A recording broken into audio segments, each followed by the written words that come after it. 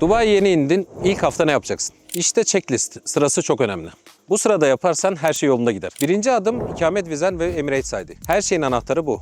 ID gelmeden banka hesabı açmak çok zor. İkinci adımsa telefon hattı. Pasaport ve ID ile hemen çıkıyor ve her işlemde lazım. Üçüncü adım banka hesabı. Eğer ikametin varsa günler içinde açabilirsin. Gereken pasaport, vizen ve Emirates ID. Varsa maaş ve iş sözleşmesi, adres belgesi ve su elektrik faturaları yeterli. Acelesi olanlar Vio, Maşrek Bank ve Liv gibi bankaların uygulamalarından hızlıca açabilirler. Maaşlıysan VPS sistemi sana daha iyi imkanlar sağlar. Dördüncü adım ise ehliyet. Ve Türkler için iyi haber. Türk ehliyeti Dubai'de sınavsız olarak direkt çevrilebiliyor. Konsolosluktan bir göz testi ve çeviri yapmanız yeterli. Toplam kabaca masraf 950 ile 1100 dirhem arası. Ehliyet çoğu zaman aynı gün 1-2 saat içinde geliyor. Son bir uyarı. Banka hesabı açarken sakın iş arıyorum deme. Bu orada red flag demek. Dubai'ye taşınmak istiyorsan veya taşınmak isteyen birini tanıyorsan aşağıya etiketle. Bu video işinizi görür.